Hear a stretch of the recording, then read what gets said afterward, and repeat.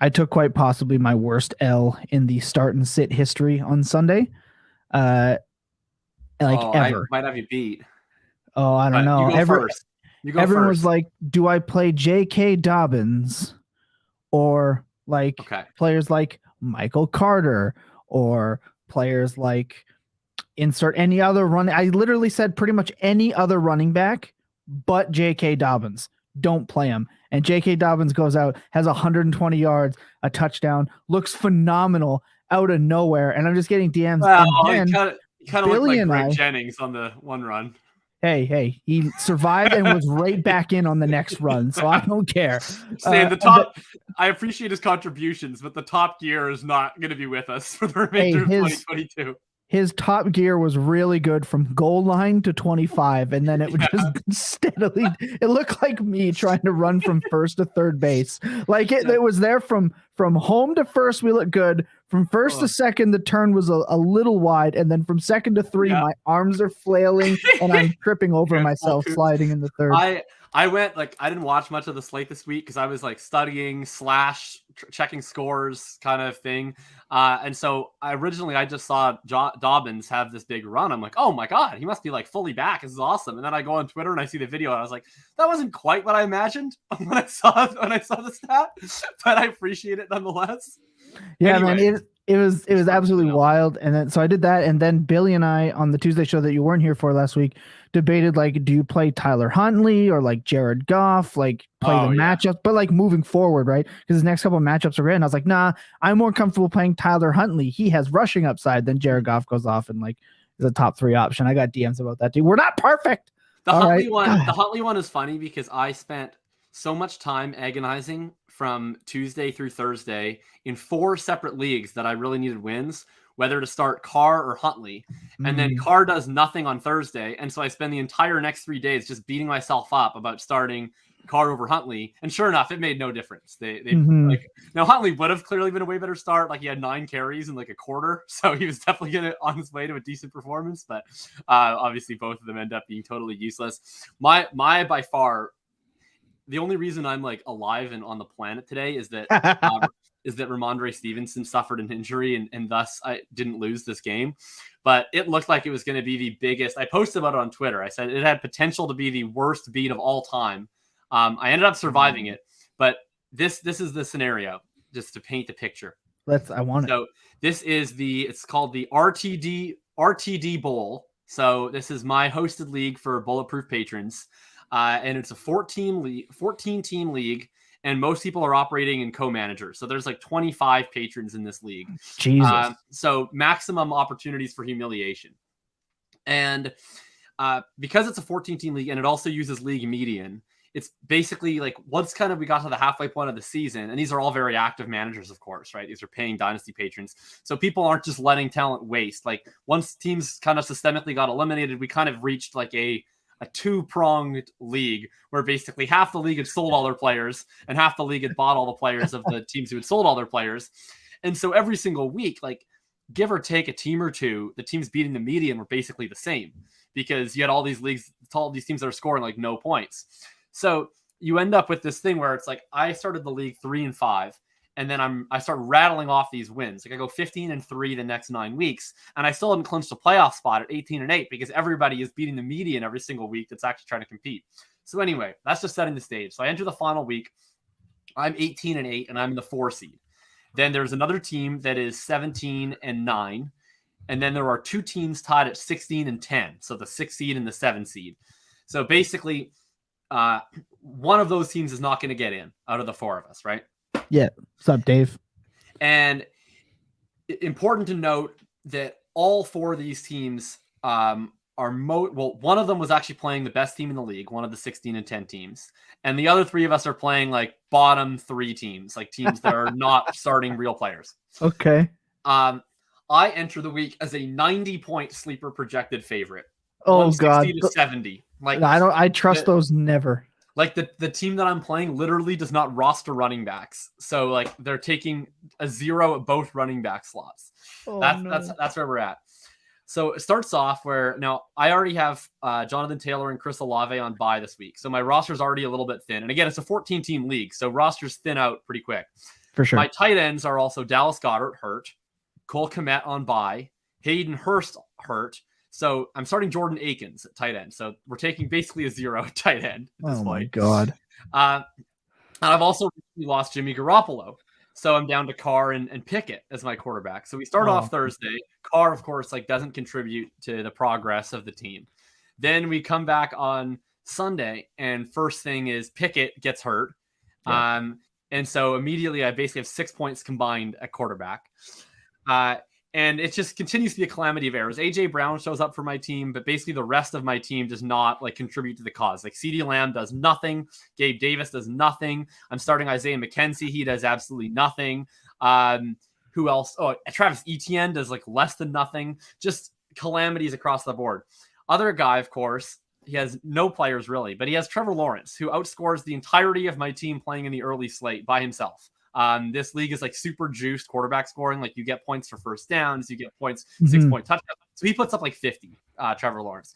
Anyhow, so we're in a critical situation going into the late game slate to the point where now what was once a 90-point projected win, I'm now projected to lose by 15. I'm down 15 raw points with my 2 running back slots left against, he has George Kittle, Jawan Jennings, and AJ Green. So basically George Kittle. Right. And I need to make up some points here. So I was going to play Fournette for sure with one of the slots. And the other slot I planned to play Jerick McKinnon. And at the last minute, I'm like, well, McKinnon doesn't really have a ceiling because he's just stuck in this pass catching role. And he hasn't got any carries. So I was like, I feel like I need to go with the upside shot where maybe this guy will get the whole backfield. And so I subbed in McKinnon for Travis Homer 1 minute before the game's locked. No. And sure enough, I watched Jerick McKinnon, who's my most owned dynasty running back, one of my favorite players ever, just pull off literally as the highest scoring fantasy game of his entire career. Puts up 33 fantasy points. Just unfathomable levels of tilt. Would have won easily with McKinnon. Travis Homer does get the full role. He plays 90% of snaps. It does absolutely nothing regardless. Nothing. So I end up losing 75-68. And I'm entering Sunday Night Football basically dead to rights. My only hope is that the team co-managed by Adiko, at Adiko FF, and David goes by Laser as a patron. His name is David. And I'm praying that they end up losing. They're also playing another terrible team, but the terrible team that they play against has Evan Ingram, Marlon Mack, all these guys who are just going up. God. So they're watching the dogfight. And I need Herbert and Waddle and Stevenson to finish under 43 combined, which is pretty unlikely with the juice scoring. But Herbert can't score touchdowns in this Sunday night game, right? Waddle does literally nothing. And so it ends up being Ramondre for 15 or less. And, immediately he gets hurt. I get it anyway. So it's all a funny story. But it was close to the worst bad beat of my life. It would have been a 0.1% chance to lose to this team with a 90-point projected lead and have all 3 other teams that need to win. But luckily, Ramondre, I called one in. I told Ramondre, I said, rest up, buddy. We don't need you tonight. It's even worse than it's one of your favorite players, too. I think that's so good. My most tilting moment actually came in both combined League of Record and Home League. I somehow walked into the playoffs for the home league as the back-to-back-to-back division champion, which I absolutely love.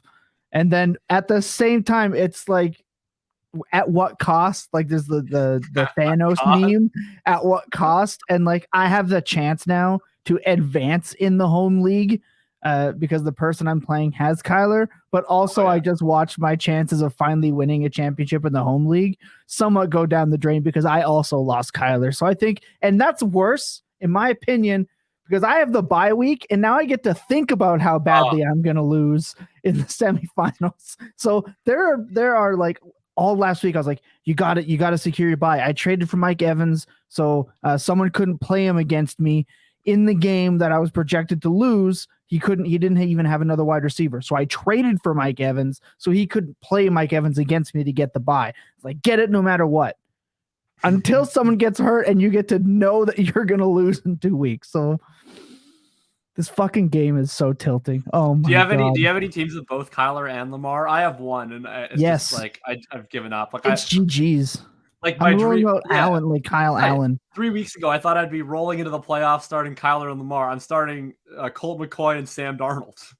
That's not what we had in store. It's not going to get it done. Like it's just absolutely fucking brutal. It's been one of the most tilting seasons I can remember. It's this game, man. I think we're gonna switch. I have 3 separate Lamar and Russ teams, by the way. So we're gonna be monitoring the practice reports closely. For the longest time, I was very sad about our trades that we made for Lamar Jackson, and now they've all worked out so far to this season. I was like, all right, I'm feeling good.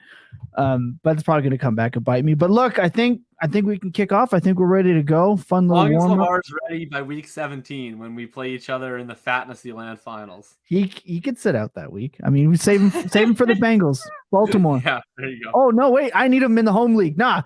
Line them up. If I make it to the finals, you're playing. This is why we play in too many leagues, dude. Like every single player, I can think of a reason why I want them to do bad or do good. Like it just goes league by league. It's like, well, in this league, and then in this league I have a bye, so he doesn't need to do good this week, but I really need to do good next week. So that's one of the things I found since I started playing like a semi-portfolio style because of you. I still hold there's like emotional attachment to 5 leagues that'll never die. Like in Billy's league, it's a single quarterback because he hates fun. I watched Tom Lee not be able to get in because he needed Marquise Brown to outscore James Conner, and then Kyler got hurt. And I was like, all right, like I was emotionally invested in that game. But yeah, there's like 5 leagues that I stay completely emotionally invested in just because I have to still enjoy what we're doing, which again, at the end of the day is what we're here to do, even if we hate what we're doing sometimes. All right, we're ready to go. Episode 189. Let's fire it up.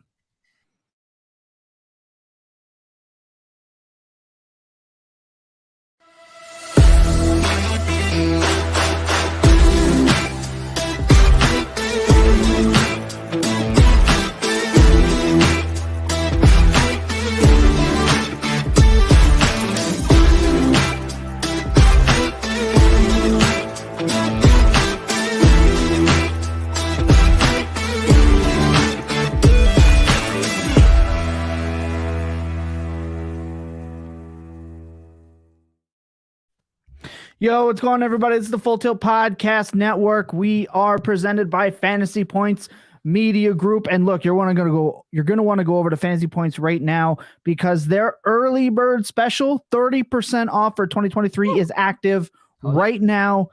You're going to want to go and do that. It is not a long time offer. You're going to want to catch that up. 30% off of Fantasy Points. Remember, the Fantasy Points data service is going to be up and live for 2023, viewable for the public. They're absolutely crushing it over there. So you're going to head over to Fantasy Points and get that subscription right now. 30% off. Head over there right now. Other than that, Jacob, we're at episode 189. This is the flagship program, the Full Tilt Dynasty Podcast, the one and only. There's not another one like it. Check it. Fact check that and get back to me. I, of course, your host with the most time on his hands. I am Thomas Tipple FF. Joining me, as always, well, as often as he can, is at Jacob Sanderson, the man with too many followers. Look, crazy season. The regular season is over. Last night was probably the worst.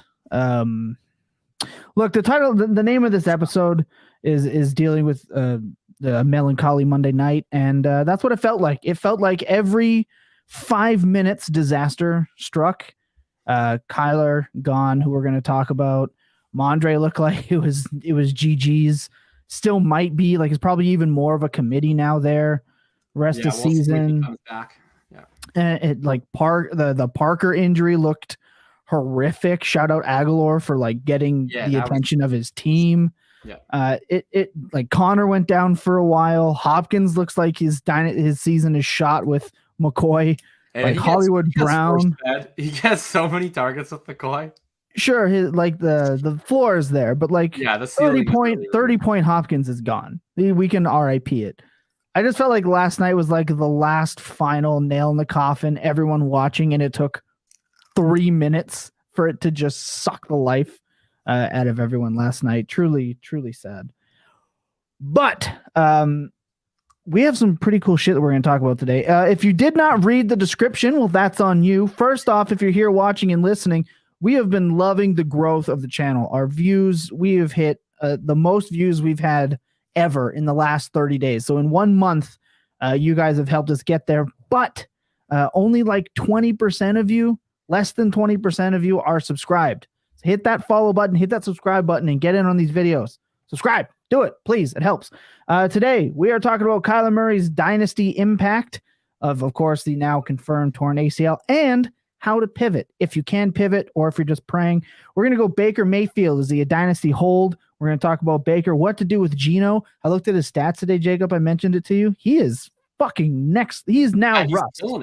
He is what Denver wanted Russ to be. I know the jokes are there, but it's fucking true. I was honestly surprised. So we're going to talk about what to do with Geno in 2023, trade deadlines, yay or nay. And we, of course, have buy, sell, or hold the Dynasty 101. Looking forward to it.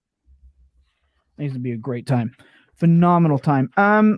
I think, look, we're not going to talk about our games because Billy's not here. We're going to wrap up the games and all bets the next time all three of us are here. Because we should be here. Billy, of course, is not here. He's out being one of the smartest people on the planet. So screw you, Billy. Let's kick things off. Let's talk about Kyler Murray. Kyler Murray is unfortunately done for the year. He tore his ACL. It's been confirmed. I've already seen people, he can be ready for week 1. We're going to talk about his likely availability and what we have to compare it to. I got some of that information today. But this is somebody who is already going at the 1.718 in these off-season startups at this point. I want to kick this off with asking you, someone who's in the dynasty streets all day, every day, are you buying for 1? And then 2, where do you see him falling come startup season? Do you think he could end up getting passed by the Tua, Lawrence, Dak tier of quarterbacks? Well, I'm definitely buying, and I'm buying, in all contexts, really. I think that the range of where his perceived value seems to be quite wide. So I'll say some trades that I've seen go down in leagues that I'm in. I've seen him move for Lawrence straight up. I've seen him moved effectively for Lawrence plus a second with some kind of filler on either side. I've seen him, I've seen that same deal basically for Fields. I've seen a deal of Watson and a second for Kyler and a first. So, essentially that sort of second or third tier, depending on where you place, like the Lamars and the Herberts and stuff of quarterbacks, maybe 1 tier back from the Allen Mahomes or 2 tiers back, depending on how you view that. Kind of that tier plus a little bit seems to be where Kyler is sort of settling in. The question, of course, is like how much of that is based on, leagues with late or no trade deadlines and factoring in that he can't contribute for the next 3 weeks versus long-term contributions, right? Well, not even just the next 3 weeks. I'll cut you off there for a minute. Not even the next 3 weeks, possibly not till week 6, 8 next year, plus his 100% rushing ability, which is what makes Kyler Murray is only special in fantasy because his passing numbers are not phenomenal when you look at his total body of work. It's his rushing. So we may not see his full upside till 2024. Right. Well, what I'm just trying to separate out is like how he's valued now in the context of there's about to be league playoffs versus in the context of an offseason startup, right? My bad. So to me, like for instance, I had Kyler I have Kyler in 3 leagues, and in 2 of the 3, so luckily not a ton, but I have Kyler in 3 leagues. 2 of the 3 I'm in playoffs, and one of them, I think my team is pretty live, and the trade deadline was basically at the conclusion of the Monday night game. So obviously didn't have much time to negotiate anything. I tried to do Kyler plus a 2 for Fields, Kyler plus a 2 for Lawrence, and Kyler plus a 2 for Watson. And I kind of viewed that in the offseason, I'll view Kyler in a similar tier to those guys. And I was willing to send, what I hope is a late 2 to sort of keep my chances afloat in this current year. Now I wasn't able to get that done. In the other league, I just think my team's not very good. So I'm probably just going to eat Kyler and start Colt McCoy, and I'll just deal with the consequences. Right. So I think that I'm sort of valuing it. If you don't have a trade deadline, I think that sort of a late 2 is about the maximum value that I would want to pay to secure it just within this season. And you better think that your team is like a pretty legit contender to be able to do that. I wouldn't want to pay, like if I'm being asked to pay Kyler plus a first for whatever, I wouldn't really want to do that. The one trade that I certainly wouldn't do, I would not do like the Kyler for Goff / Carr / whatever plus whatever. It's just so hard to get back into that elite tier of quarterback that I'm not loving that. Like I would want to stay in that tier. I'd rather pay more to stay in the tier than do the tier. Well, that skips what I was next going to ask. I have 3 traits for you, but I'm going to ask anyway for the people who might still be considering it and kind of need something to conceptualize while you're saying that. Because if you're like me, I have aphantasia. I can't physically picture what you're saying in my head, so I kind of got to hear it. So shout out to the people with aphantasia. We're looking out for you. Would you, if you are looking to acquire Kyler from somebody who just lost him in the playoffs now, would you be sending Kirk Cousins in a mid first? Yes. To grab Kyler. Yes. Derek Carr, mid first plus early second. Yes. Kyler. Okay. 101 straight up. No. Okay. I just we're going to talk about the 101, but I kind of want to talk about some of these other pieces because these are trades that you're seeing. And I'm sure if you go to dynastyleaguefootball.com and search their trade finder, you're going to find a bunch of these. But I think you are right. Getting back into that upper echelon, that top. I'm just concerned. I'm not concerned. I'm going to be very happy if he does. But Kyler could be falling into that early second situation in startup. I think you remember when Lamar fell? Like, you remember when Lamar fell? He was like a 112 and sometimes into the second last year. Now we're getting that value drop with injury on a player that we know is good. So I think it's a very real possibility he falls there. I will say this for the mobility angle. Like, I see a lot of people concerned about him losing his mobility. I think that's a very legitimate 2023 concern. Like, I think there's a lot of 2023 concerns. Like, first of all, very late ACL tear. Would not be at all surprising if he ends up on the PUP list, or even if not on the PUP list, if he misses a few games. If you have Kyler going into next year, you probably need to have a plan of action for how you're going to handle the first portion of the season at quarterback. Maybe that's, and that's probably going to have to come by some form of trade if you don't have another guy already set up. That's one issue. Then the other thing is, okay, when he comes back, what will he be? Because like Tom mentioned, this isn't Tom Brady out there. Part of the deal with Kyler is he's providing you value on the ground.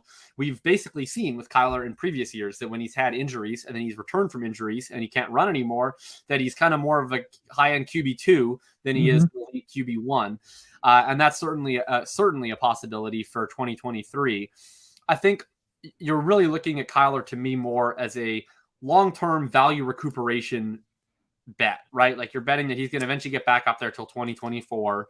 I think that Kyler has not played particularly well this year. If you look at his just passing stats alone, EPA per dropback, that incorporates some rushing too, but EPA per pass attempt, in terms of his complete percentage over expected, etc. Going back into 2021 and 20, especially, he looked like a pretty strong quarterback, not an elite quarterback, but certainly one that's not in any danger of getting shipped out of Arizona or any of the fan fiction that people hear about. So I still want to bet on Kyler long-term, but yeah, short-term, I don't think you can be expecting elite production out of Kyler next year. I mean, I think he's a guy that's probably number one on my list of, if I am doing the productive struggle startup next year and I can get Kyler in the second, that's a phenomenal target. Because I think going into 2024 drafts, that's where he's going to carry that mid-first round value again once these injury concerns have abated. But I will say that, like, in terms of long-term mobility, I mean, Deshaun Watson tore his ACL in his rookie year, and he did not really show long-term ill effects in terms of his mobility all that much coming after it. Burrow, hard to say, because he never really ran that much anyway. But right. I mean, with your case with Deshaun Watson, he ended up with 99 official carries in that season, and he had over 500 yards rushing. So even for Deshaun Watson, who I'll say looks like he's running with ankle weights on right now, and when he came back from that injury, you're right, he looked fine. There's a little earlier tear. I think it was early November. Deshaun Watson had tore his ACL. This is like a mid-December, so that's why I'm thinking like week 6. Whatnot, but I think it's important to keep note. I think it's a great point. I am holding on to Kyler Murray, and I will try to buy Kyler Murray myself. But I think the thing to watch is going to become. I know it sucks now. It just happened yesterday. All right, we're really harping on current heartstrings right now with this, and I'm sorry. From us to you, I'm sorry. We got to talk about it. But I think the real time that you're going to have to analyze it outside of initial reaction, getting the trades, and even Matthew says, I traded Cousins and the other guy's QB handcuffs to him for Kyler. Trade deadline was the end of the game, so squeeze the contender tax. And you should do that. You should be trying to do that 100%. That's a great deal. I think that the real value you're going to get for Kyler is in drafts, and maybe, just maybe, drafting at the end of the first round, my fucking wheelhouse, might actually pay dividends this season with third round reversal. You can end up walking away with Lamar Jackson, Kyler Murray, and then whoever you want in the 3-1. I mean, I think that there's a weird, like, isn't it weird that quarterback feels deeper at the top but shallower overall than ever before? Like, it feels like now compared to the last couple of years, I'm way more excited to take quarterbacks at the 1-2 turn. And yet I feel like the drop off is way more severe. I mean, there was a startup that, I don't know, I think yours probably been similar, but I was viewing a startup that a lot of my friends in the industry were doing together. And they had, I want to say 12 quarterbacks gone in the first, 20 picks or so. And then Lance went in round 3, and then no other quarterback went until round 7. Yep. And it really does feel like it's like Lance is kind of the one guy floating in space right now. But other than that, it's like I feel way better about Trevor Lawrence than I did coming into the year. We can feel a lot more confident in Fields coming into the year, in Tua than coming into the year. And then, you're not really, I guess Russ is the one who falls out of that.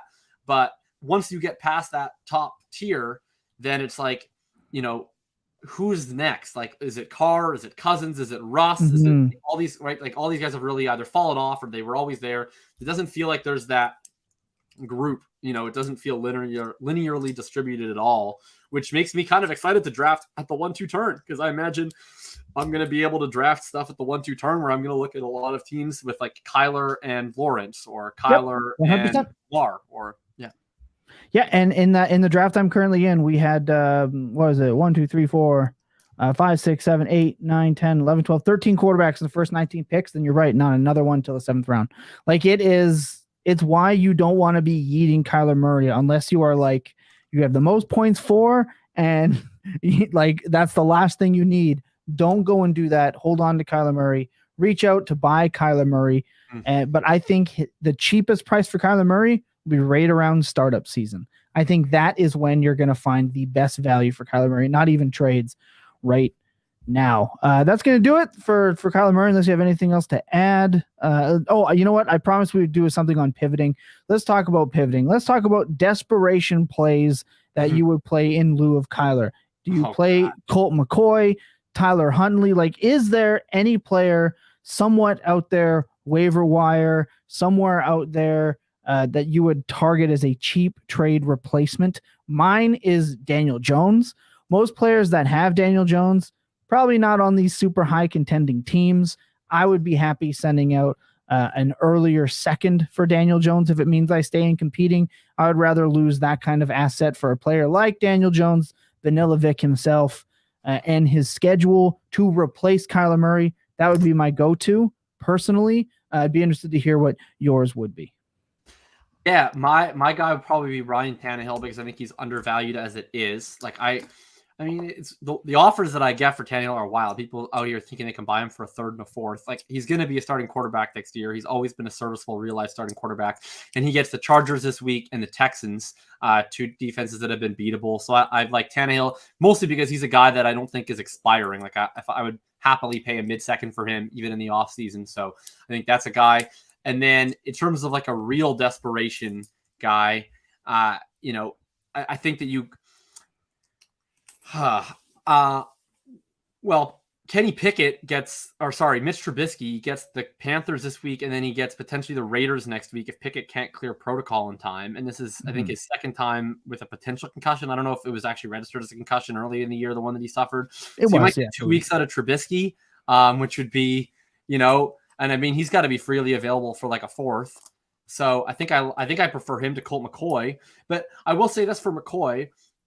Their offense is still conducive to fantasy production, even when it's not effective or efficient, because they run so many plays and they play so fast, and they pass at such a high rate when they're behind, that like you're going to have this offense still kind of doing the things that they do with Kyler. It's just going to be a less efficient version of the same offense. Like I actually am still, the ceiling is kind of gone because he is missing these guys on deep throws like he did to both last night. But I'm still starting Marquise Brown and Hopkins. Like they're still going to get the volume. They're still going to get opportunities. It's just their game is probably more likely to end with like 7 for 70 than it is going to be, the 7 for 110 and a touchdown.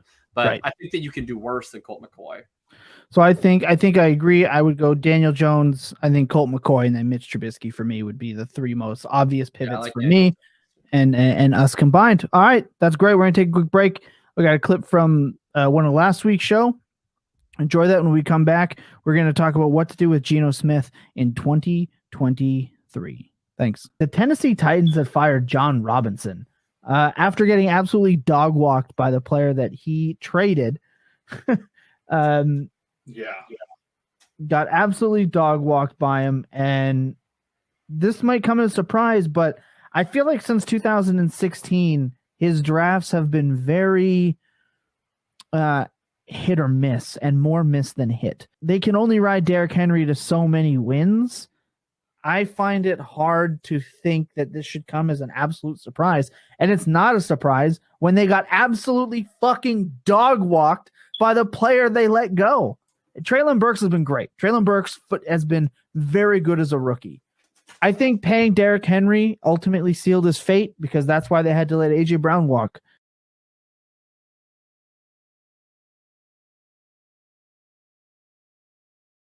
Yeah, that was Billy and I talking about the Titans like out of nowhere, seemingly out of nowhere, firing their GM. And one thing we did talk about that show, you're going to want to go back and listen. That's available everywhere you get your podcast, is to talk about what it could potentially mean for a maybe Titans blow up, like not giving Tannehill the money. And now you're stuck with Derrick Henry and not a great offense. So you're going to want to go back and listen to that. It was a really good conversation. My God, Jacob, the jokes were aplenty when the Denver Broncos acquired Russell Wilson for that massive trade package and signed him to a huge contract. And the argument was, is it Geno or Drew fucking Lock? You were able to get Geno Smith very cheap last year in startups and in trades before he took the field. I just want to run a couple of things past you that I found and was very surprised at. Let's run down the list. He's QB9 in points per game right now. He is 12th in attempts on the season. He's cooking. He's number 1 in true completion percentage. He is a play action god at a 75.8% completion percentage on play action. He has a plus 96.5 in EPA. He is 5th in quarterback in QBR. His deep ball accuracy is number 1 at 77.3. That's fucking crazy. He is number 1 in pressured accuracy at 7 of the 7.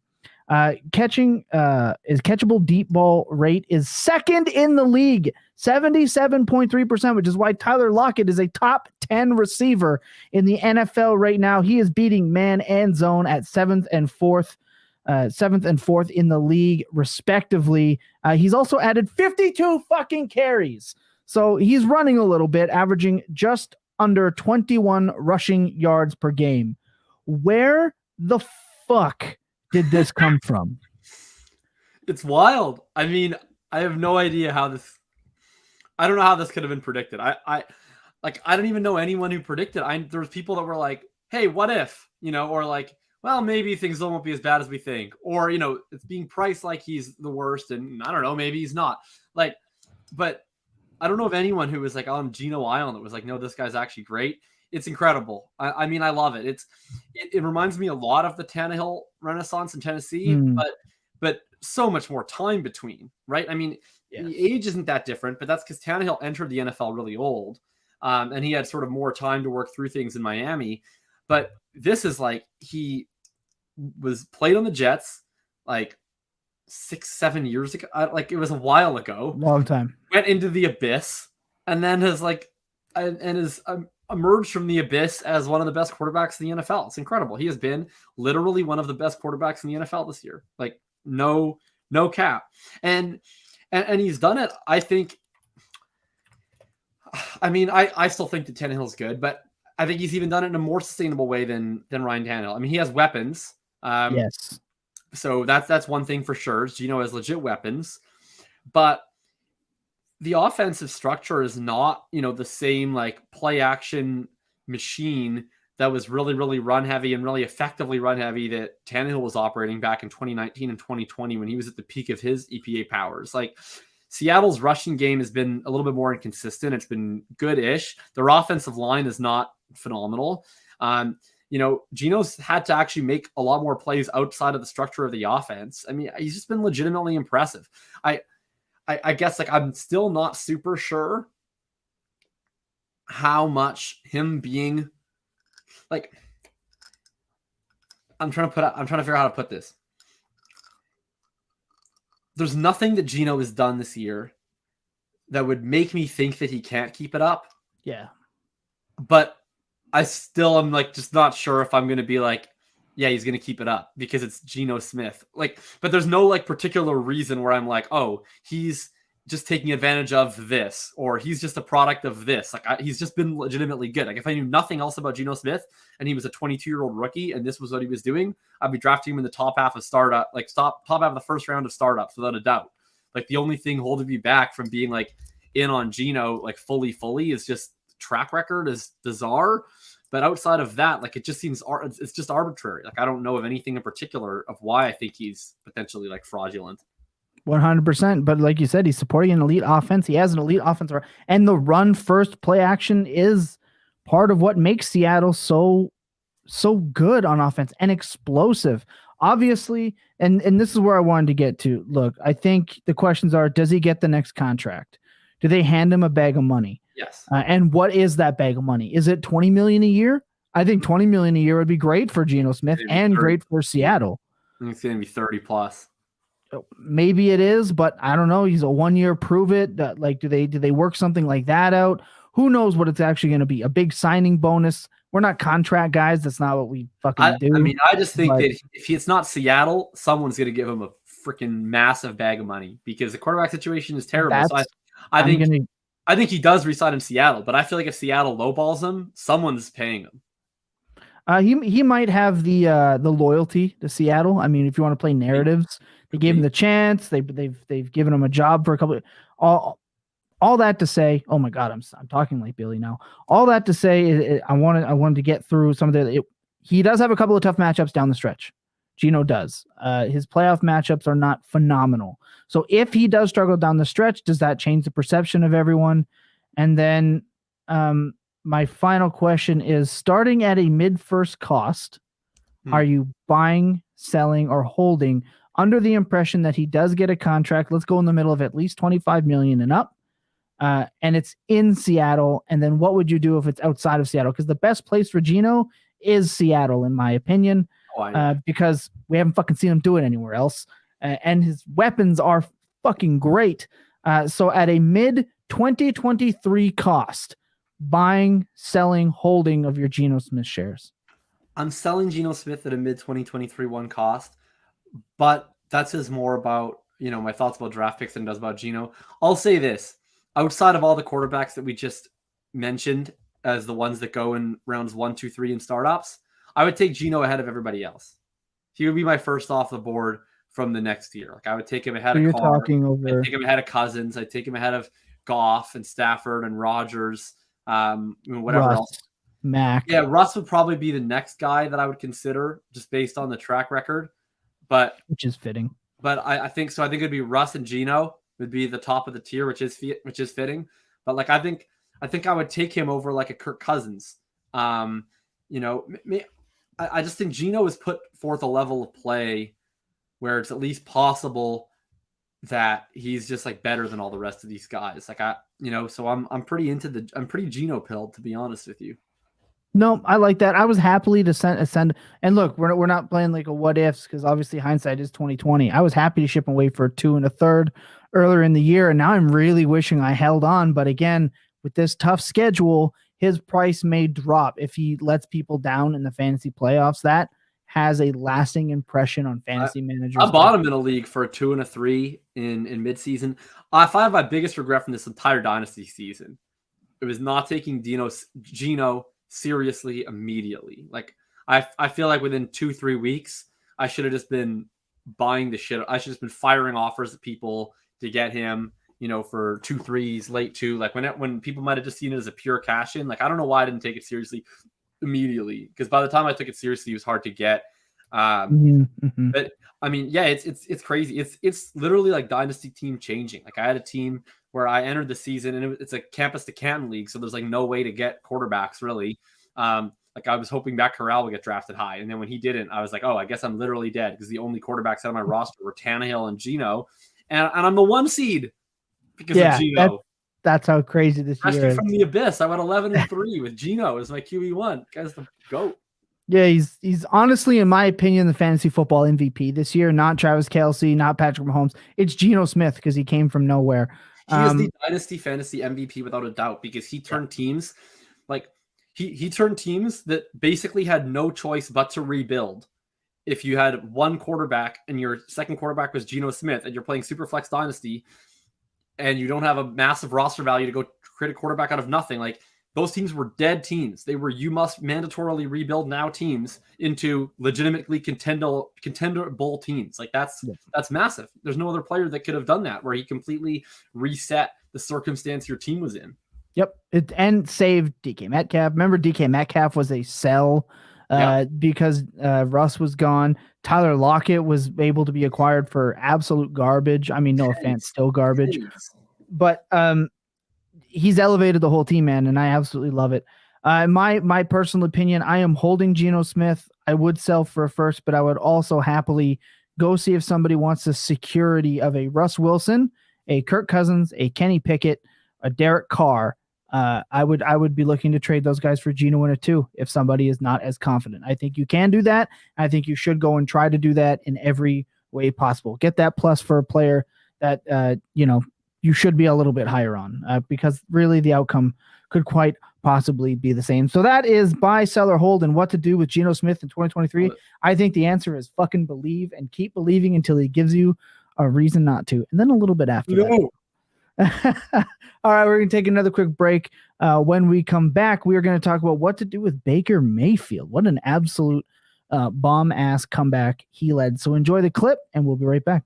It can absolutely crush you. And let me tell you, there's almost nothing worse than being like damn near undefeated, losing 1 game all year, and you go out, or losing 2 games, you miss the bye, and you lose in your first playoff game to a team that barely made it in.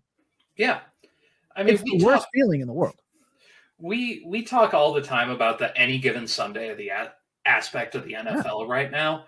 When you play fantasy, that any given Sunday is built into a lot of times when you're playing, against another player. That any given Sunday is built into 14 games across an entire week. So the level of like complexity that's added in on, the worst team in the league could have an amazing game randomly. Mm-hmm. Like, it just happens sometimes.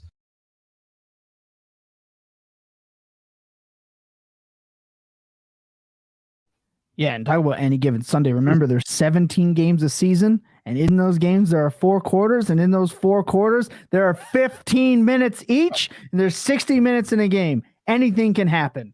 Shout out Stolp. That line will never be forgotten. Love it. I love that. Look, we're 4 hands on go right now, and we're gonna pile ahead with what to do with Baker fucking Mayfield, somebody that I have been happily taking a shit on for 3 years now, pretty successfully, I might add. But I think there might be a little bit of life. Now, the LA Rams picked up Baker Mayfield off the street after Mayfield lost his job to Sam Darnold, baby. Woo! I'm not like necessarily happy that Baker Mayfield, but Sam Darnold's back, and that's what I'm fucking happy about. So before you at me about somebody losing their job, he did handing that ball off. Yeah, that's all he has to do, baby. But I thought we were saves with DJ Moore, dude. What the hell? No catches. I don't know. No catches. Really bad. And blocking, like blocking at a tight end position, like tight end alignment. What the fuck are we doing? No wonder he rolled his ankle. Thanks, jackasses. But Baker Mayfield came in off the street. I gotta stop putting in my lineups. Yeah, 100%. I can't sit him. So just rest, dude. Just call it quits this year. I agree. But they basically apparently got 2 separate 10-play walkthroughs with Baker Mayfield before the game against the Raiders. and he played 95% of the snaps. Not only did he play 95% of the snaps, he threw the ball 35 times for 230 yards and a touchdown. He even added 4 rushes of 10 yards, no turnovers, had multiple 20-yard completions, had 1 win on a 98-yard come from behind drive, 3 possible teammate-induced concussions, and a partridge and a fucking pear tree for fantasy managers. He was not. He wasn't even like good in that game, but it was so surprising that he wasn't absolute dog water, I think is what is the real statement there. So my question, I think he was actively not good until the last drive, but I mean, he just arrived. So he had a couple of hopeful throws. Like he had his 3 completions were like, it seemed like for 20 yards on each one. He fed like 8 or 9 targets to Tutu Atwell. He was hitting those crossing routes. He looked like a McVay quarterback, which is what he was supposed to be with Stefanski. And he wasn't. They even kept saying on the broadcast, which also, can we get some good fucking broadcasters in games? Like, this is absolutely killing me watching games, hearing some of the stuff. We have very intelligent people that can get behind a microphone. Please let them. That's just a whole other pet peeve of mine. But all they kept talking about is how the language should be similar. The language should be similar. The language should be similar. They kept saying it. And he was running the fucking hurry up offense, changing plays at the line, showing he was confident. And now we've seen backups come in and have these whirlwind games and then they do nothing. And we've seen guys like Geno come in and produce well for 1 year and then go back to doing nothing. Baker Mayfield's a weird story because we've seen him be successul for 1 season and then pretty much nothing. And now he gets another opportunity. Let's be fair. Rookie year and 3rd year. Yep. So, well, 3rd year still meh. But we're going to go into what could potentially be his future to success as dynasty, and then we're going to talk about, are we buy, selling, or holding. Let's talk about some shit here. The Rams would need to re-sign him. So the Rams would have to put money into him. Likely that he'll at the very least be re-signed as their backup. Sure. We can talk about the contract and what money the Rams have, but it's not great. Stafford, maybe he retires. That's not out of the question. And then they would have a little bit of cap room depending on what that contract's like. Maybe he signs elsewhere if he plays well. Maybe he doesn't get anything if he plays poorly and he stinks again. And what if he does sign elsewhere after being even good-ish down the road? Because like you said, there's like 15 teams that are probably happy with the quarterback situation right now. Right. Maybe less. So are you buying, selling, or holding on this immediate knee-jerk reaction that is dynasty fantasy football on any potential of Baker Mayfield right now? I don't think that I'm buying for enough that anybody would sell for. Like I'll sell like a mid to late 3, but I don't know that anybody is taking that. Yeah, I mean, I think personally, I've seen enough of Baker Mayfield where I'm not particularly optimistic that this guy's any good. So I'm kind of out on this one. I mean, I think that he's at this point, I feel like he's probably a backup quarterback, and backup quarterbacks can occasionally look like starting quarterbacks in a given game, And so I think that that's the most likely scenario. In terms of what I'd like to see from his career, I think ideal scenario is he comes back next year to be Stafford's backup. He gets to chill for a year. He gets to work with a legitimately good coach. He gets to work on his mechanics. Gets to learn how to put his feet in the right direction when he throws. Mm-hmm. And then Stafford retires or moves on at the end of 2023. And maybe Baker gets a chance to compete with like a 3rd-round rookie or something to be the Rams 2024 starting quarterback. Like that seems to me like the best case scenario for his career actually being resurrected in a sustainable way. I feel like him getting like shuffled around to another coach somewhere to go start somewhere else for another new team, another new scheme. It's just bad. Like it's been too much. Like he had 3 separate coaches in Cleveland, another one in Carolina, then another one in Carolina, now with the Rams. Like I feel like he's just a bro that needs a home. Like I just want him to reset for a year and work on his game a little bit without shifting schemes and shifting expectations. Like I just think that's what would be best for him personally. No, I agree. I think, 6 or 7 coaches since the pros and then whatever he had in college with OCs moving. I'm not sure if he had a different OC in college, but then they have pass game coordinators. And there is so much that goes into it. And I think the perfect spot was the Rams for them. And yeah, there's talk about, they blocked the 49ers. I think the 49ers are happy with Purdy at this point. And they didn't even block him because they didn't even claim him. Yeah. So I think he's got an opportunity. I think the thing was going to be if he plays well. Like if we get this game against the Raiders, Baker for the rest of the year, I'll buy. Like if we get this level of like 16 fantasy points for the rest of the year in this offense with what they have, I'll buy. If they re-sign him, I'll be immediately terrified for Cooper Kupp. I'll be mortified because you want that connection that Stafford had. Like Stafford only looks for one guy. You want that from Baker. Baker's probably a little bit better than I only need to force it to one guy right now. And that would be sad for Cooper Kupp, but good for Baker Mayfield. So I think it would be opportunistic for him. I don't think he's old enough that you need to bury him completely. But I think he's picking him up. The Geno. Yeah, exactly. Now, I'm wondering if for you there are some kind of older quarterbacks that you'd be willing to like kind of finagle, or maybe even some players. I want to ask some position players if you would be willing to move him in a deal for Baker Mayfield right now. And that may sound weird, but when you hear some of these names, I'd be interested to hear what you say. So would you be willing to move a Chase Claypool for Baker Mayfield in a 3? I'll keep Claypool. No. You'll keep Claypool. Brandon Cooks. Sure. Yeah, he looks watches on for Mr. Cooks. Okay. Leonard Fournette. No, I think I'd rather have Lenny. I mean, he's thinking such a about fantasy. He's just got such a fantasy friendly skill set that, like, for as long as he falls ass backwards into volume, I just dropped a toonie on the floor. As long as Fat Lenny falls ass backwards into volume, he's going to catch passes and run for touchdowns. So sure, I feel like that ship could continue to sail for maybe another year. Sure. Okay. Here's a couple other ones. Rashad Penny.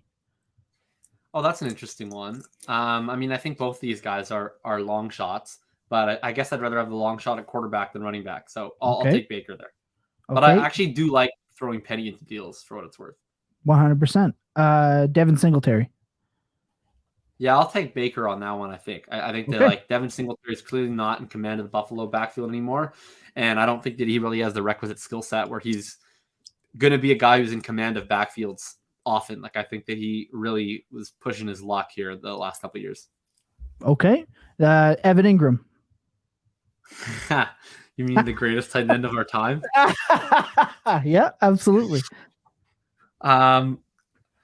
Man, this is so bad because if you'd asked me this last week, I for sure would have said if you'd asked me this on Saturday, I for sure would have said I'm Baker. I guess here's why I think that game can actually matter a little bit. Is like it doesn't make me think that he's that much better of a player, but he signed a 1-year deal. He's going into free agency, and like I feel like that deal might have just gotten him an extra year and an extra $5 million on his contract. You know, so sure. I think that I'll actually probably take Ingram. See, but that's what I wanted to ask you because those are players that get talked about a lot as being back of your bench kind of cloggers. And if Baker gets a starting job somewhere, you can immediately turn that into a second-round pick if you really want to get out, or you can hold. So I really think, his value can really go up if he re-signs there and things go well. So that's why I wanted to point out those players, because I bet you he's going to go around some of those players in your startup drafts. So I wanted to ask that. The answer is buy cheap, hold if you got it. Don't sell yet. I think that's our conclusion with a little bit of a breakdown. We're going to take a minute. When we come back, we're going to talk about one of Jacob's favorite topics in fantasy football that tends to get people a little riled up. We're going to talk about trade deadlines, yay or I think nay. I have a contrarian take. I think most people are against me on this one. They definitely are, and I can't wait to get into it. Enjoy this clip about Christian Kirk that I was quite potentially very wrong on. You'll have to find out. Sit tight. My budgie smuggler of the week. He's walking into Detroit, coming off a kind of a poor game. He had a good fourth quarter against the Baltimore Ravens in a game in which that I don't feel like talking about still. But the weeks leading up to that, look, he put up. I'm looking at somebody else's 25.8 fantasy points against Indy, 19.2 fantasy points against the Chargers, 21 28.6 fantasy points against Vegas and 31.5 fantasy points against Kansas City. All good matchups against four slot receivers. And guess what? He's back in it against Detroit. Christian Kirk has the third best schedule adjusted matchup for opposing slot wide receivers at plus 2.9 fantasy points over expected.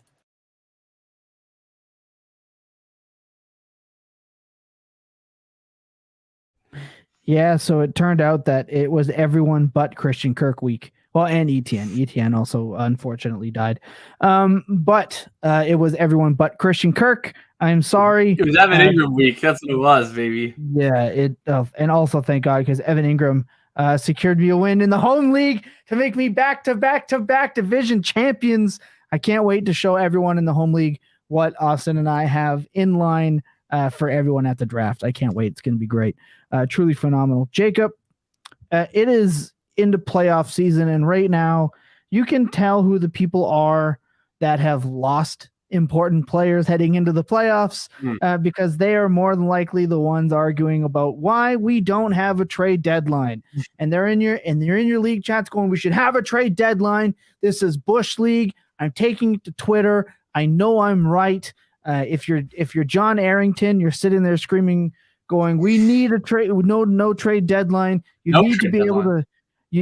need no trade deadline, and we need to be able to take advantage of panicking managers because that's the only way our teams can get better. You can tell which side of this argument I'm leaning by that. But let's talk about trade deadlines and yay or nay. I'll start out because I think you're going to have a bigger opinion on this than me. I will say that I believe there should be a modified trade deadline in every league if you can get it. I think that bottom 6 teams past your trade deadline should go right up to week 14, in my opinion. And then after that, the bottom 6 teams can trade. I think your contending teams should be locked in until they are eliminated. Once they are eliminated, freely able to make deals. That's how I think these trade deadlines should go, because it still doesn't totally benefit people that have gone all in and it fails. I think you'll be struggling if you're eliminated in the first round to trade away all your assets to lower level teams. But there are minor trades that you can make. So I think there should be a little bit of a trade deadline, but it should be modified. That's my opinion. I would love to hear yours, Jake, because Twitter was up in a roar. Yeah, so I don't have I don't even have a strong take on my exact preferred version of a trade deadline. I'm totally fine with what you just suggested, the modified trade deadline. I'm fine with the blanket trade deadline, like when the week that the playoffs start. I'm fine with it in week 12. I'm fine with it in week 13. I'm fine with it in week 11. All those different iterations, I'm honestly fine with all of them. I don't have a strong opinion between them. The one iteration that I do not like, that I'm firmly against, is the no trade deadline. And by no trade deadline, I mean that playoff teams can make trades after the playoffs have started, right? Or specifically after the regular season is concluded. But in many cases, even after rounds of the playoffs have concluded, even up to the week of the championship game, right? Reasons why I do not like this. First of all, what I think Dynasty depends on. I mean, everybody can view the game differently, and ultimately, every league market is responsive to the rules of the league, right? So there are free market ways for everything to shift around, and I get it. I guess I prefer a certain form of market than others. I don't think that it's necessarily entrenched that, what I consider the quote unquote typical market is always the market. But I guess what I don't like is that there's a completely different incentive structure in a 1 or 2 week period than there is in the other 50 to 51 weeks of the year, right? In general, in Dynasty, we always have to think about, okay, really what we're always thinking about is, what are my goals this year in terms of trying to win, not trying to win? And then based on trying to win, what is the benefit of the points I'm adding to my lineup versus what am I losing in terms of long-term value by whatever trade I'm making to put points into my lineup? That's really the fundamental trade-off of Dynasty Fantasy Football, right? Yeah. Long-term value versus short-term production. And I think that for 50, 51 weeks of the year, we all have a market stasis of about what that proper trade-off is, right? And, some people are willing to pay more for short term and some people are willing to pay less for short term. But everybody's operating under that same framework. And essentially, the framework is that you have a 1 in 12 chance on base to win a league, right?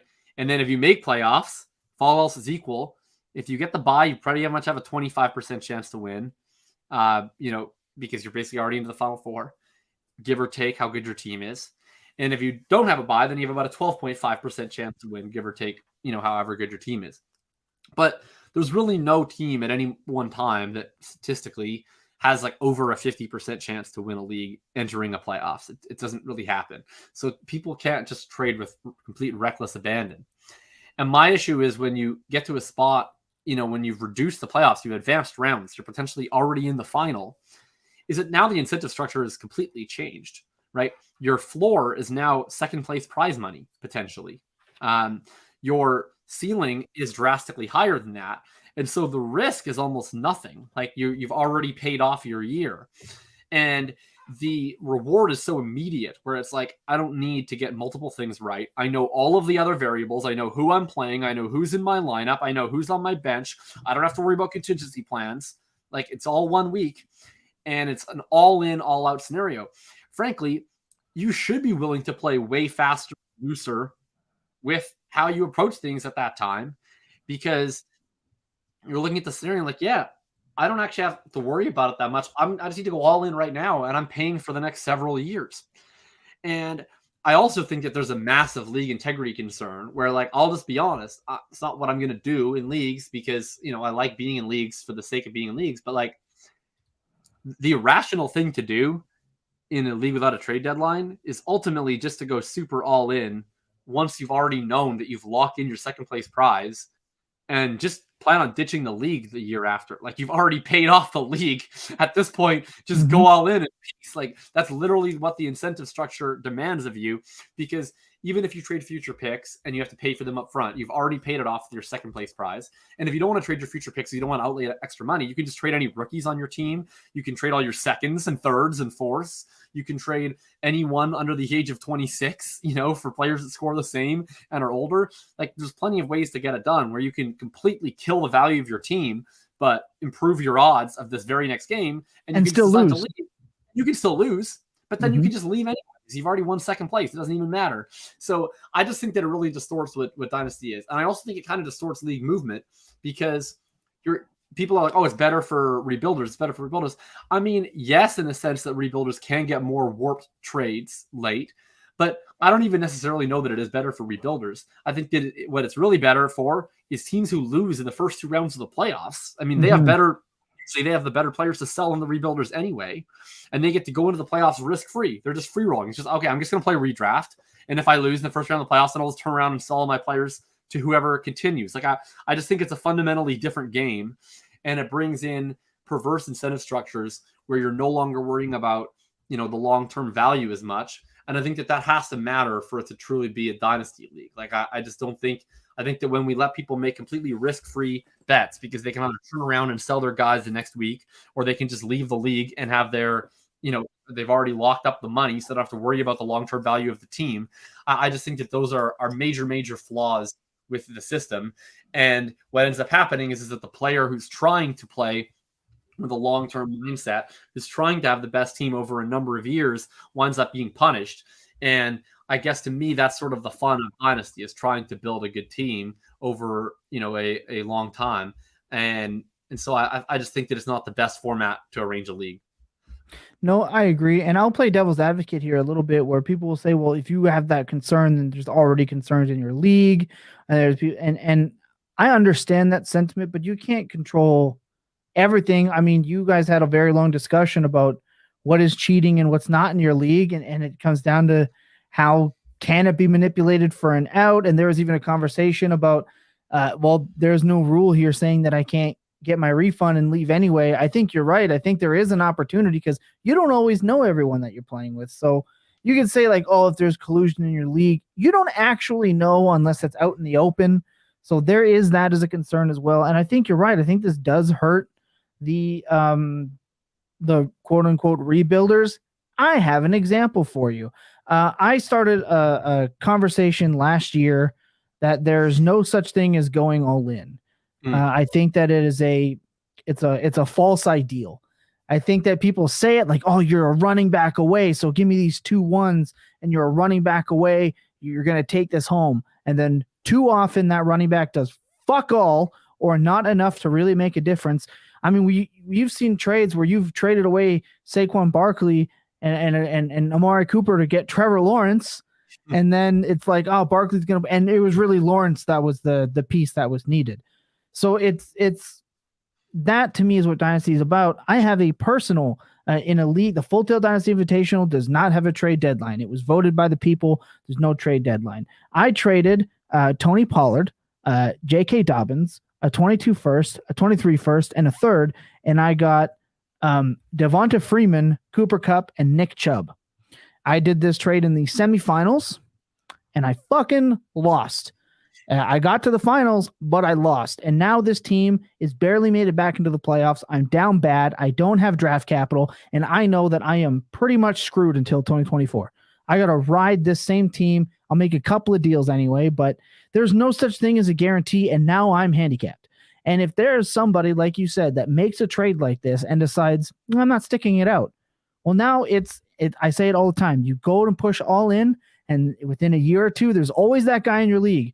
It's either in the draft, my team's the champion already, or fuck those picks, right? You see it, there's at least one in every draft, and there's always one in every league, and they're always the ones that'll give you the, hey guys, I'm trying to cut my leagues down.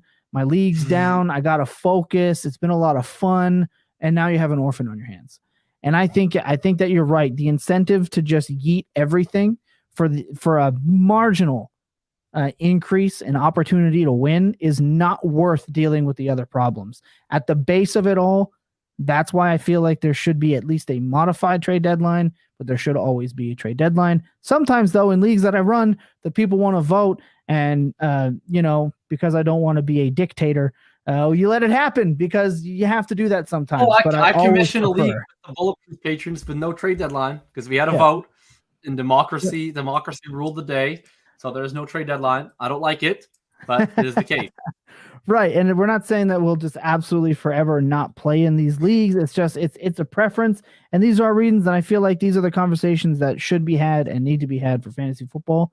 But I enjoyed that. I see your point. We made mine. And I even tried to play devil's advocate for like 35 seconds for the other side. Love to get David on the pod sometime, and then we can have this debate with someone who's on the other side. I would love a people VRTDB on trade deadline. So we're going to contact David. We're going to get him on here. I think that you're right. I think that'd be absolutely phenomenal. We got one more. I don't actually have I don't have another clip ready. We have one more segment. We're going to talk about buy, sell, hold, the Dynasty 101 before we get you out of here and Jacob can record his 5-hour-long podcast and get him out and to bed. So sit tight, enjoy. I will be back in just a quick 8-second break.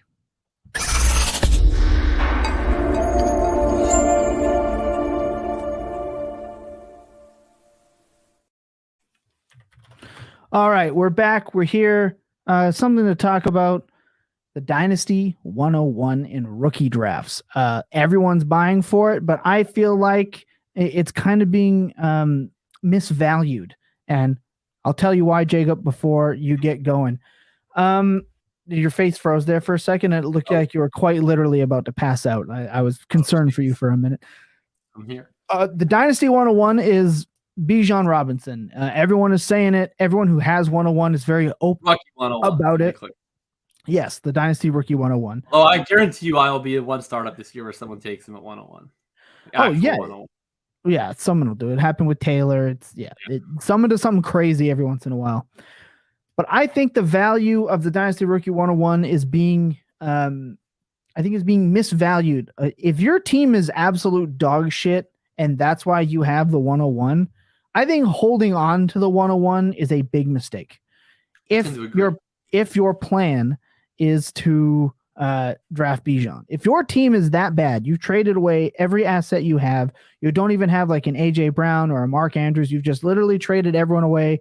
You finished with just over 1,000 points for on the year, you are committed to this, holding on to Bijan can be a mistake. I think the players that should draft Bijan 101 are players, and I'll say this as an example. In our home league, I have 2 shots at the lottery. If it is you, if it is Coco that ends up with the 101, you bet I'm going to be trying to trade 2 of my 3 first round picks to go and get it, because it fits my team build. I have elite quarterbacks. I have good receivers. Now I need the running back. That's the type of team that needs to already have Bijan, a team that was in places 4, 5, 6 and up. If you've somehow gotten the 101, sure. Other than that, in my personal opinion, you should be trying to trade the 101, not even drafting one of the top 2 quarterbacks. You should be trying to trade the 101 and before a player is associated with that pick. In my opinion, the Dynasty 101 is a hot sell for at least 70% of the teams that have it, because all Bijan's going to do is sit on your roster because you want to hold a really great player. In my opinion, the Dynasty Rookie 101 is a sell. I agree with you in part. So like I agree with you, in what is this? In law, when there's court judgments, what you'll see is there's the majority opinion, and then there's dissents, and then there's concurrences in judgment only, which is when you agree with the end of the take, but you don't necessarily agree with all of the reasoning that lead up the takes. I will concur with you in judgment only. In that I concur that I think I'm more likely to sell than buy or hold most of my 101s. That being said, I will disagree with the one part, which is that based off of where you finished last year. I mean, I think ultimately it comes down to your roster value. Like I think that teams are pretty fungible going into the year, where you might have a team that just finished 5th, but it's full of old players. You might need to blow up your team. You might have a team that just finished in last, but you can cash in a bunch of your first round picks and buy players and form a very competitive team next year. I think that teams can go from worst to first and first to worst, if they're creative enough managers and willing to expend enough value from picks into players or players into picks. Okay, agreed. That's one thing.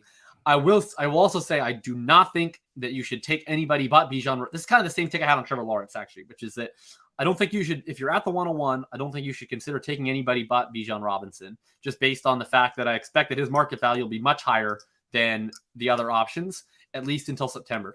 Like if your rookie draft is August 31st and you've decided that you really like one of the quarterbacks more, maybe I'll hear an argument. But if you're like most people and your rookie draft is in May or in June, even if you've decided that you want to sell Bijan, even if you say you prefer to take one of the quarterbacks, I would just take the guy who has the most market value, buy yourself another 4 months to keep the value of that pick with you to potentially look at other trade opportunities, rather than immediately foregoing value by taking, a guy who doesn't have that same level of trade value there. All that being said, I do agree with you at the end of the day, where I just in general, if you can only have one, I would prefer to have the elite value quarterback than the elite value running back. So if I would probably want to be looking and seeing, okay, looking at startups right now, he's going in that same realm as a lot of top quarterbacks. How much do I need to add to the 101 to get Lamar? How much do I need to add to get Deshaun Watson, Justin Herbert, etc.? Like I'm going to be exploring all of those avenues. So any league that I get the 101, certainly first step is if I don't already have 2 elite quarterbacks, I'm going to be looking and seeing, okay, is anybody willing to give me an elite quarterback option for the 101 and not much else? And then that's going to be priority 1, no matter where my team is at, unless I already have 2 locked in. Beyond that, I think, if I'm not planning to compete next year, I agree. I don't necessarily need to have that asset burning a year of production. I'm open to the idea of just continuing to kick it down the road and turning that first into a bunch more firsts and whatever else. Certainly, I just think you want to keep that value upside there. I wouldn't want to break it into I'm the only trade that I wouldn't do with Bijan and that I could see people doing is I'll trade Bijan for another running back who's projected to be an RB1 this year plus something else. That's to me where you end up capturing a lot of depreciation risk. I want to keep that round 1 startup value type ceiling within me. So that's either trading for a bunch more first round rookie picks or it's trading laterally for that elite quarterback. I agree. I agree with everything that you just said. And I'll just tack on to my point with this. When I say I think I'm judging that everyone's just excited to take Bijan. So that's why I'm kind of classifying it as it's draft day, right? It's Bijan no matter what. Because I really feel like even bad teams I'm seeing in leagues go like, can't wait to add Bijan to this team. And they're quite clearly like their QB1 is like Daniel Jones. You should be trading at that point. I think you're right. I think it's fluid. No league, like micro markets are different than mass market. And I think you're right. All that has to be put into tune. I will walk that blanket statement back and say that there is variance within that. I think the most opportune thing will be trading that rookie 101. I think you'll approach it just like Breece Hall was this year. And Breece Hall is a great pick, but Breece Hall was immediately able to gain you massive steps forward on a rebuild by not holding on to him and not holding on to that pick. You're able to take massive steps forward, letting go of that already built-in elite asset price. I think holding on to that for a rebuilding team is just a mistake on perception. And that's, I will hear the argument for like, but I can have him for a couple of years and whatever. Maybe, but look what happened with Breece. So Breece Hall was the dynasty RB1, right? Tears his ACL, and everyone was like, I would Bam Knight. Oh my God, Bam Knight's the play. I'd rather roster Bam Knight heading into next year than Breece Hall. He's going to take all those. If you think that a player like Bam Knight, who's been a phenomenal waiver ad, and he's dare talk bad about Bam Knight. I'm going to right now. Don't you dare. Because if you thought Breece Hall was the dynasty RB1 and he was this elite first round talent, or you take him in the second round of startups, why in the fuck are you concerned that Bam Knight's going to eat away his touches enough to depreciate Breece Hall's dynasty value? It's fucking stupid. So we see these guys. No. And that's the right play. I said in the legal record, I said, if you can trade him for a 2 right now, you fucking do it. Well, obviously. You absolutely do it. But I've honestly seen people like, I'm going to roster so much because he's going to just chew in. It's going to be, I think one of the examples was Jamal Williams and DeAndre Swift. It's Tevin Coleman, Devonta Freeman. No, it's not. This is a guy you got off the waiver wire and he's helping you win. And that's why you love him.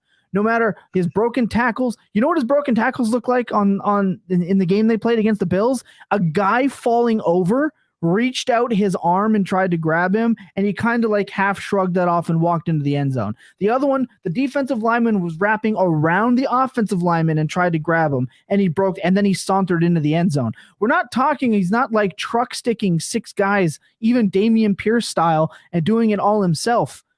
Every running back that's played for the Jets this year has been phenomenal. Not saying that it's a system thing. But that's not true. Michael Carter and James Robinson have not been good. Michael Carter's had good games for the Jets this year. Yes, in terms of actually producing efficient rushing, Breece Hall and Zonovan Knight grade out really well, and Carter and James Robinson have not. Fair. Okay. You know what? I'll walk that to be clear, I think that Zonovan Knight is zero threat to Breece Hall when healthy. Right. Okay. I'm getting. I got a little excited. But I think that he's a good running back, or at least he's shown some interesting things. Like I think he'll have an NFL career. Sure, as much as Dearness Johnson does. But like the perception of the dynasty RB1, because Bijan, tying it back to Bijan Robinson's already in a lot of cases the dynasty RB1. If he tweaks his knee, his value has already gone down. It's such a volatile position as you and as a rebuilder or a team that's not ready to compete. Even a team that's 2 years away from competing realistically, because everyone thinks they're just right there for the most part. We're all a little bit higher on our players than we should be. If one thing happens to Bijan, you're in a tough spot. And on the next waiver wire darling could come and eat into that dynasty RB1's touches. Just the Breece Hall thing pissed me off so much this week. Quite clearly, I don't get that heated very often on this pro, but holy fuck, is it annoying. Same thing could end up happening to Bijan. It would be horrific, or maybe Bijan comes in and maybe he just sucks. You don't know, but the value for your rebuilding team is definitely moving what you can while that asset is still elite to gain more value, be more fluid, and make better choices. Final thoughts on buy, hold, sell. I'll ask you this. Is there a situation where you're actively buying the Dynasty Rookie 101? Probably not. I mean, I will send the same, like, I will try that offer that I just said everyone shouldn't take. Like, if I can sell I don't know. There's things I'll try. It's too bad that Taylor didn't have a great year this year. I was hoping if Taylor had kept up the pace that he had last year, I thought that selling him laterally for Bijan was going to be possible, but probably less so now. I think if there's a win now team that has a 101, which probably means that they don't have their own 101, so that'll be a pretty rare. But if there is one of that team and I can be like, hey, look, I'll give you, I don't know, whatever running back they like the most, McCaffrey, Barkley, whatever, and a first or something, and be like, look, you can take maybe a late first. Be like, look, you can take this guy who's going to produce more than Bijan next year, the same, and you can add it back. That's probably what I'd like to do, because I feel like that gets me sort of two guys that don't really have a chance of holding that first round startup value for Bijan. And then I would probably then use Bijan to try and convert him into a quarterback after that. But that's probably the scenario. So it's more like the avenue to get there than it would be where like I'm looking to hold Bijan until the end of time. The only scenario where I'm probably looking to hold Bijan until the end of time is like either I don't get any trade value that I want, the things that I want aren't being offered to me, or I already have two quarterbacks that I'm happy with for a very long time. I already have Andrews or Pitts at tight end. And then I'll take Bijan, because then it's like kind of a luxury pick at that point. Yep. No, I agree. I think I'm in the same place. I think that there are some opportunities, and you even laid out a scenario that you and I were going to end up talking with, because you and I are in contention for that home league 101. I think there are some scenarios where I will be reaching out to get that asset. I have two elite quarterbacks. Again, I have the elite receivers. I'm willing to move a couple of firsts. What would be 103 and like 111, 110 to move up for that 101. I think there are some scenarios where it makes sense for you to. You should be open-minded for it. But again, I wouldn't be paying that 3 first price for that 101. And I think there are some people out there that are going to really want to do it. And I think it could really come crashing down on you if you do. So be wary.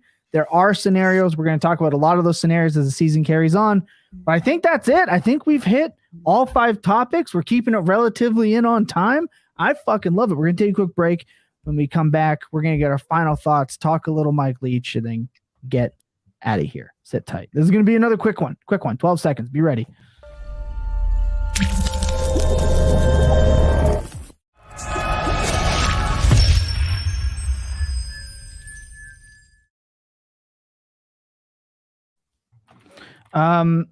My final thoughts, I'm going to go first today because we have something to talk about at the end of the show.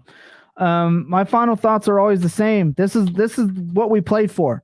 This is what we dug in all year to do. It's playoff time. And if you are a savvy dynasty manager who did not make the playoffs, this is your opportunity to either win that extra draft pick, win a little bit of extra money, stay out of whatever punishments that you have to, but at the end, enjoy it and always be ready to make moves, whether you have a trade deadline or not. If you don't have a trade deadline, make those moves and get better. If you do have a trade deadline, keep conversing with your league. Do not just say, peace out, I'll see you guys in 3 or 4 weeks. Don't do that shit. Stay in contact with your league. Communication is so important, even heading into the offseason. Keep tabs with people. How are they doing? How do they like the rosters? Excited, not excited, etc. Remember that there are other people on the end of that phone and on the other side of that screen. Remember to check on your loved ones. It is the holiday season. It is a joyful, happy time, but it can be a super dark and depressing time at the same time. So please check in on your loved ones. You don't know if they're going to need it.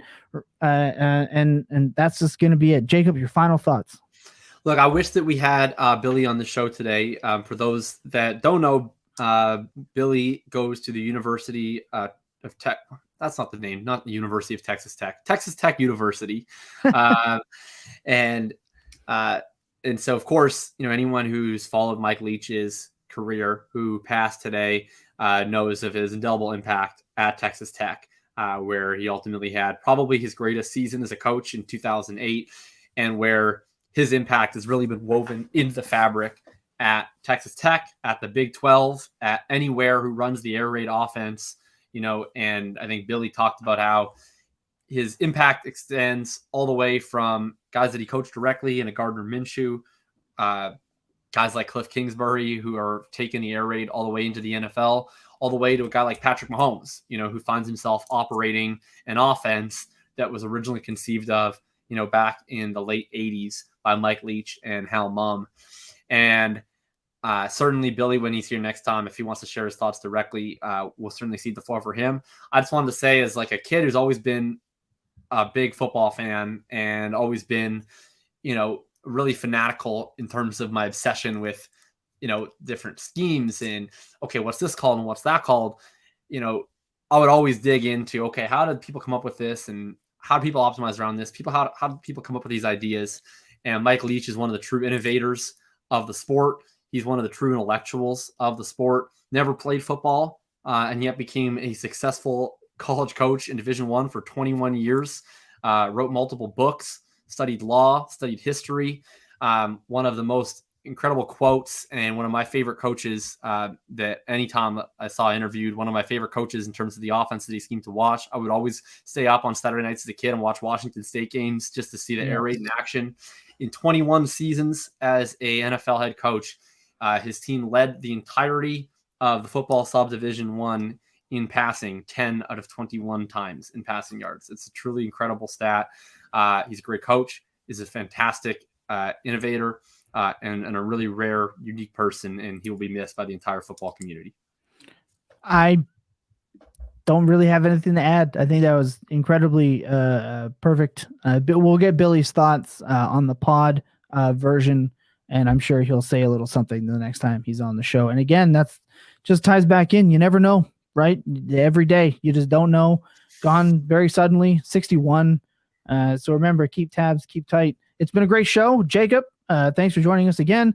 Thanks for everyone watching live. If you haven't already, please hit that subscribe button. It means a lot to us. It helps drive us in the algorithm. We're growing 245 subscribers right now. We appreciate everyone. We're at 179 heading into the season. So much love to everyone. We appreciate all of you. Remember that clear eyes, full hearts can never lose, and your best days, they're always spent tilted. Good night, everyone. Phenomenal time.